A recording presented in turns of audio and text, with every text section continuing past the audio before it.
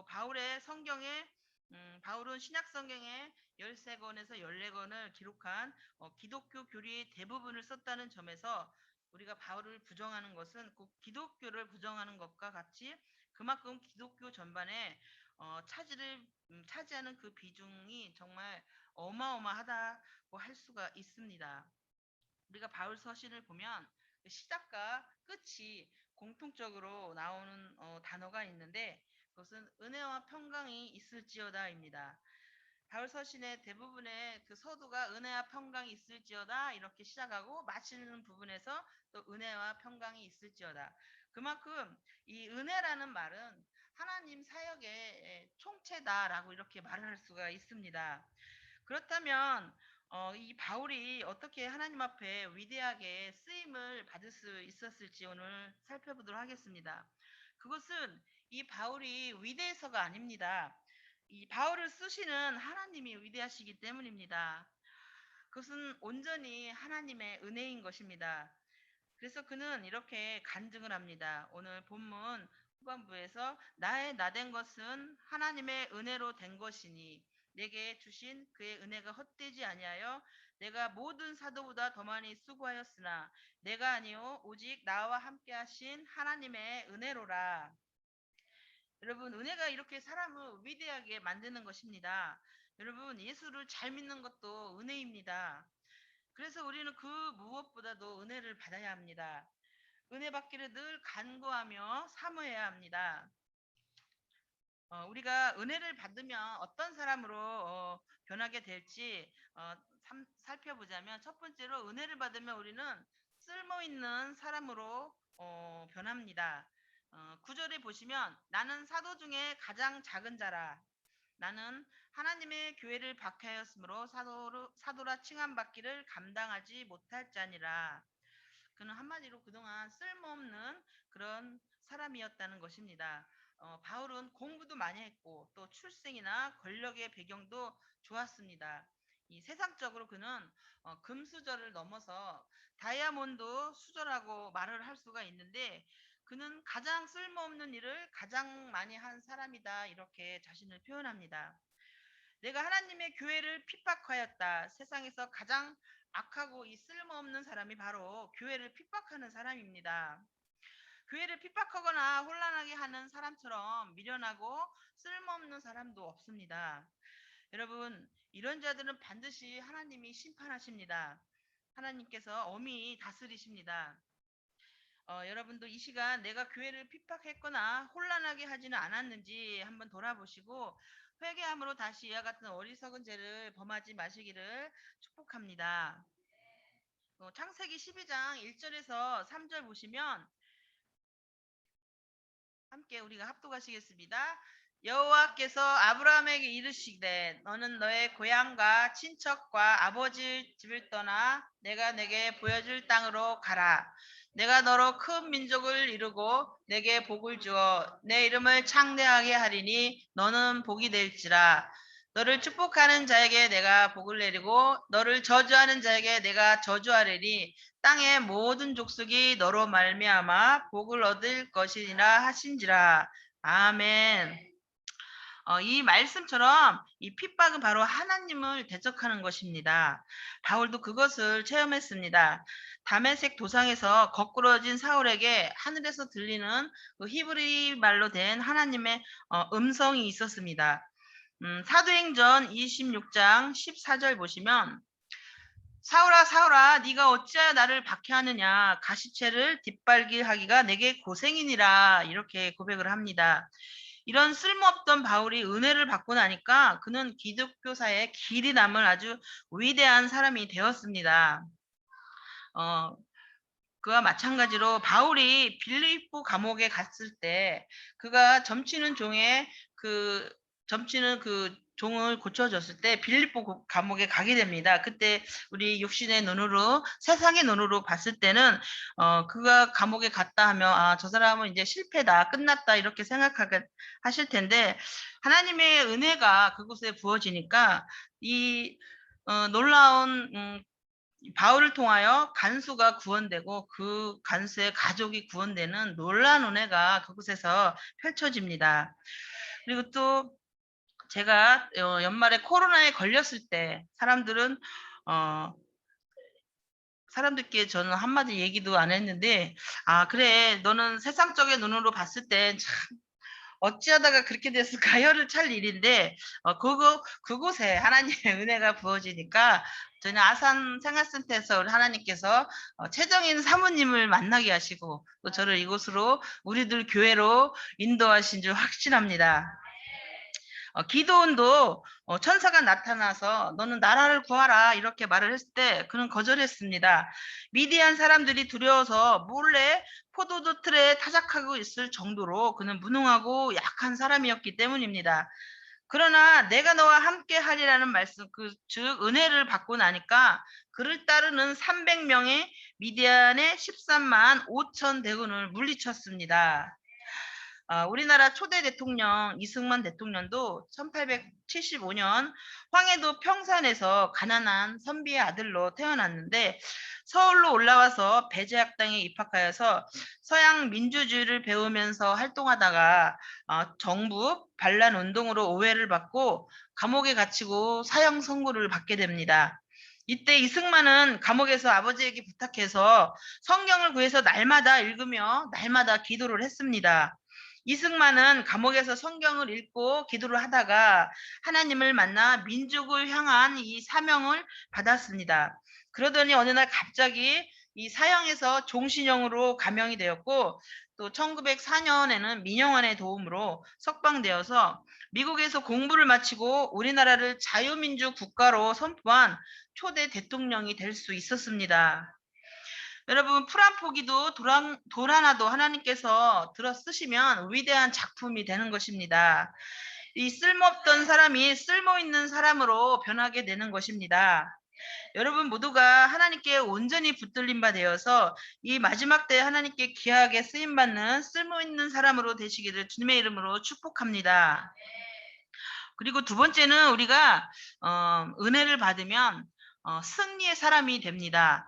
바울도 그랬습니다. 그의 삶은 혼란의 연속이었습니다. 로마서 7장 23절에서 24절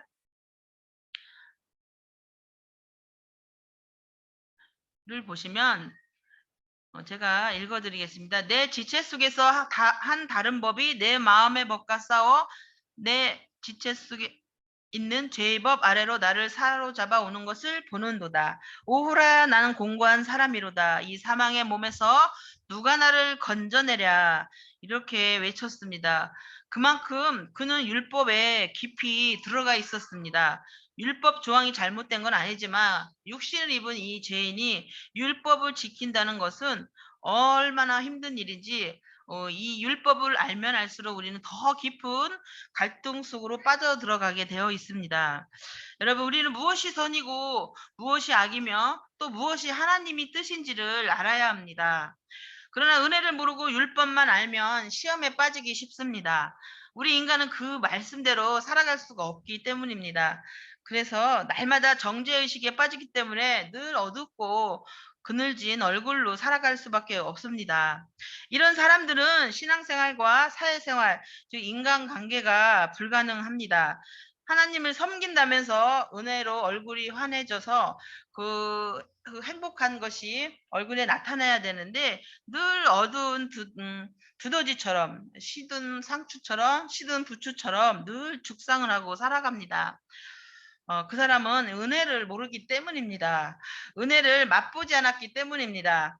그러나 사도 바울은 나를 위해 십자가에 달리시고 사흘 만에 다시 부활하신 예수 그리스도를 만나서 율법에서 해방받는 해방의 비밀을 알게 되었습니다. 그래서 로마서 8장 1절에서 2절에서 이렇게 말씀을 합니다. 시작. 그러므로 이제 그리스도 예수 안에 있는 자에게는 결코 정죄함이 없나니 이는 그리스도 예수 안에 있는 생명의 성령의 법이 죄와 사망의 법에서 너를 해방하였습니다. 아멘. 이 율법은 우리를 죄인 만들고 우리 심령을 죽이지만 예수님은 용서와 생명의 주이기 때문입니다. 안타까운 것은 오늘날 많은 교인들이 믿음으로 의롭다함을 받는 진리는 기가 닳도록 들으면서 자기 주장만 하고 또 입이 마르도록 우리가 찬양을 하면서도 그 말씀을 하나님의 말씀을 정확하게 자기에게 적용할 줄을 모릅니다. 신앙 따로 삶 따로 성경 말씀을 그저 지식의 책으로 여기고 하나님과 상관없는 그런 노예의 삶을 살아가고 있습니다. 그러한 사람들은 교리의 틀은 갖추어졌지만 그 말씀을 믿음으로 반응하지 못하기 때문에 우리는 하나님 앞에 용납받은 자로서 하나님 앞에 나아가야 할 것입니다. 보혈의 공로를 믿고 사탄의 참수를 받지 마시기 바랍니다. 베드로가 닭이 울면 주님이 하신 말씀이 생각나서 울었다고 하는 그런 찬송이 있지만 그는 사단의 참수 아래 놓이지 않았습니다. 나의 상태나 주변 환경에 상관하지 마시고 보혈을 담대히 믿고 나아가시기 바랍니다. 오늘 이 바울의 간증은 은혜를 알고 나니까 되더라라는 그런 말씀입니다. 위대한 신학자요 또 성자라고 칭하는 성 어거스틴도 17세 어린 나이에 사생아를 낳고 또 헛된 그 만이교회에 심취한 사람이었지만 그가 은혜를 받고 나서 얼마나 기독교사의 위대한 사람이 되었습니까? 팡세를 쓴 파스칼도 방탕한 사람이었지만 그 누나의 전도를 받고 예수를 믿고 인생의 변화를 받아서 하나님 없이 사는 이 불쌍한 사람을 위해서 팡세라는 시를 썼습니다. 그것이 세계적인 명작이 된 것입니다. 그 후 프랑스 군인들이 전쟁터에 갈 때는 꼭 이 성경과 팡세 이 두 권을 배낭에 넣고 나갔다고 합니다. 은혜를 알고 은혜를 받으면 그 은혜가 그 사람을 이렇게 위대하게 만드는 것입니다. 세 번째, 우리가 은혜를 받으면 능력의 사람이 됩니다. 10절 보시면 그러나 내가 나된 것은 하나님의 은혜로 된 것이니 내게 주신 그의 은혜가 헛되지 아니하여 내가 모든 사도보다 더 많이 수고하였으나 내가 한 것이 아니요 오직 나와 함께 하신 하나님의 은혜로라. 아멘. 여러분, 은사 중에 가장 큰 은사가 뭐라고 생각하십니까? 네, 그것은 사랑의 은사입니다. 사랑의 은사. 사도 바울은 그 마음에 교회를 향한 그 수많은 희생과 그리스도에게서 끊어질지라도 동족의 구원을 원한다는 그 사랑이 있다는 것은 보통 은혜가 아닌 것입니다. 웬만큼 은혜를 받아서는 이럴 수가 없습니다. 내게 주신 은혜가 헛되지 아니했다는 말씀처럼 그는 큰 은혜였습니다.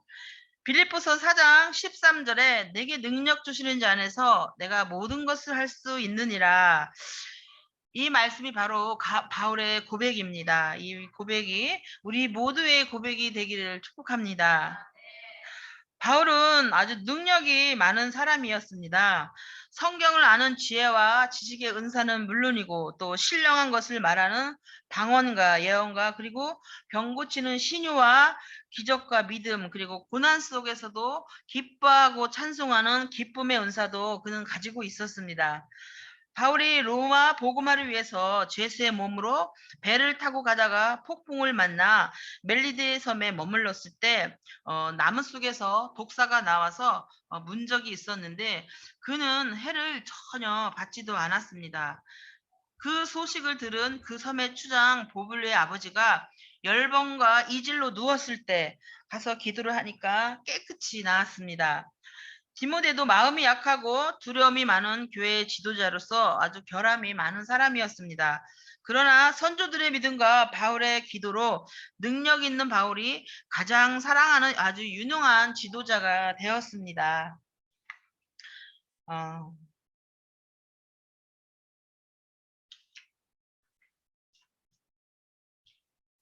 영국에서 있었던 일인데요. 32살 된 한 청년이 너무너무 가난하고 무능해서 아주 죽기로 결심을 했습니다. 그는 템즈 강에 자기 몸을 던졌습니다. 그런데 그 청년을 수상하게 여기며 한참을 지켜보던 마부가 아주 쏜살같이 달려가서 그를 건져내서 자살 시도에 실패했습니다. 또 그는 집으로 돌아와서 음독 자살을 하려고 독을 마셨는데 그때 옆집 사람이 우연히 왔다가 죽어가던 그를 살렸습니다. 그리고 또 이번에는 방문을 걸어 잠그고 면도칼로 동맥을 자르려고 했는데 그 면도칼이 부러지는 바람에 또 자살에 실패했습니다. 그리고 네 번째는 목을 메어 죽으려고 했는데 그때 또다시 이웃집에 사람이 나타나서 그 끈이 끊어지는 바람에 또 자살에 실패를 했습니다. 그는 완전히 이렇게 폐인이 되어 우울증으로 심히 고생을 했는데 그러던 차에 어느 전도인의 전도를 받고 교회에 나가게 되었다가 그 자리에서 그가 예수님을 만났습니다. 그가 바로 찬송가 67편을 완성한 영국의 시인 윌리엄 카우퍼입니다. 우리가 늘 그 부르는 그 샘물과 같은 보혈은 그 찬송이 바로 이 윌리엄 카우퍼에 의해서 지어진 찬송 시입니다. 이분이 우울증으로 거의 폐인된 삶을 살고 있을 때 어, 어메이스 그레이징이라는 그 나 같은 죄인 살리신이라는 그 곡을 작사한 존 뉴턴 목사님을 만남으로 인해서 그의 삶이 온전히 뒤바뀌었습니다. 그는 완전히 폐인된 삶을 사다가 이 목사님을 통하여 하나님의 은혜를 깨닫는 그런 계절을 맞이하게 된 것입니다. 우리가 인생을 살면서 누구를 만나느냐가 중요한 것 같습니다. 여러분도 지금 이 시간이 하나님의 은혜를 깨닫는 귀한 계절이 되시기를 축복합니다. 여러분, 사람은 평생 2%의 뇌를 쓰고 죽는다고 합니다. 그래서 그 2% 뇌를 가지고 평생 쥐어짜듯이 아둥바둥 경쟁 구조 속에서 우리가 살아갑니다. 학원을 다니고, 유학을 다니고, 그래서 서울대, 카이스트 더 큰 것을 쫓아서 우리가 살아가지만, 기껏해야 2% 안에서 우리가 살아가고 있다는 것입니다. 그럼 나머지 98%는 하나님의 영역이 잠재력에 있는 것입니다. 여러분, 기도로 은혜로 하나님의 이 은혜를 마음껏 취하시기 바랍니다. 그러면 인류 역사에 길이 남는 위대한 사람이 우리도 될 수가 있습니다. 앞서서 제가 빠진 부분이 있는데요. 그것이 사도 바울의 그 프로필에 대해서 제가 쭉 한번 읽어드리겠습니다. 이게 초반부에 했어야 되는데 잘 들으시기 바랍니다. 사도 바울의 고향이 길리기아 다소 출생입니다. 우리가 전도여행을 배울 때 그 지도를 떠올려 보시면 그 마지막 덥에서 유턴을 하시는데 그 덥의 바로 밑에가 길리기아 다소인데 거기가 아주 지중해 해변을 낀 아주 아름다운 곳입니다. 그 사도 바울이 어떻게 대단한 사람인가 한번 잘 살펴보시기 바랍니다. 그는 길리기아 다소 출생으로 베냐민 집하고 또 가멜리아 문화에서 수학을 한 아주 최고의 엘리트입니다. 그가 히브리인이고 바리새인이고 그리스도인을 핍박하는 일을 했습니다. 예수님을 만나기 전에 그가 은혜를 받고 예수님을 만나고 나서 다메섹 도상에서 부활하신 주님을 만나게 됩니다. 또 직가에서는 성령 충만을 받아서 성령께서 안디옥 교회로 파송을 해서 이방인에게 복음 전하는 사명을 주십니다. 그리고 3차에 걸친 선교 여행을 하셨고 또 소아시아 그리스에서 많은 교회를 설립을 했습니다. 또 신약의 4분의 1에 해당하는 13권의 성경을 집필하였고 또 예루살렘에서 체포된 후에 로마로 이송되어 순교를 합니다. 이렇게 대단하신 분이 하나님의 은혜를 체험하고 나서는 오직 그 사명을 위해서 끝까지 표대를 향하여 나아가는 삶을 살아갈 때 우리도 정말 하나님 앞에 이런 믿음으로 늘 전진하는 삶을 살아가시기 바랍니다. 네 번째는 우리가 은혜를 받으면 십자가의 정병이 됩니다. 이 정병이 뭐냐? 정병은 아주 가려서 뽑은 아주 우수하고 강한 병사라고 할 수가 있습니다. 본문 10절 보시면 내가 모든 사도보다 더 많이 수고하였다라고 했습니다. 또 디모데후서 4장 7절 보시면 내가 선한 싸움을 싸우고 나의 달려갈 길을 마치고 믿음을 지켰다라고 고백을 합니다. 바울은 평생 불신과 싸우고 또 악과 싸우고 우상과 싸우고 또 마귀와도 싸운 사도 바울과 같은 십자가 정병도 그리 많지 않았을 것입니다. 바울을 죽이기 전에는 음식도 물도 마시지 않겠다는 그런 수십 명의 결사대가 가는 곳마다 달려들었습니다. 그만큼 그는 하나님 나라를 위한 정병이었습니다. 마태복음 11장 12절 보시면 천국은 침노를 당하나니 침노하는 자는 빼앗느니라. 예수님의 말씀은 우리는 그만큼 열심히 하고 그만큼 전투적이지 않으면 천국을 경험할 수가 없다는 것입니다. 천국 백성과 같은 자세로 우리가 늘 기도와 찬송으로 경배하며 사는 것이 그렇게 훈련을 해도 우리는 영적 생활에서 늘 실패하기만 합니다. 그러나 우리의 믿음을 방해하는 사탄의 방해가 심하기 때문에 우리는 뜨거운 불을 받아야 합니다. 이 은혜가 사람을 그렇게 만듭니다. 계시록 12장 1절에 보시면 자기 생명을 아끼지 아니한 사람이 이겼다 이렇게 나오는데 우리가 정말 신앙생활을 하고 영적 생활을 할 때 우리의 생명을 아끼지 않고 달려나갈 때 우리가 늘 사단 마귀로부터 승리의 삶을 살아갈 수가 있는 것입니다. 마귀는 어느 사자와 같이 삼킬 자를 찾아다닌다고 했습니다. 그는 영적인 미물이기 때문에 우리는 우리 힘으로는 그 사단을 이길 수가 없지만 부활의 주님이신 우리 주님을 믿고 의지하고 나아간다면 우리가 늘 매일 승리의 삶을 살아가실 줄 믿습니다.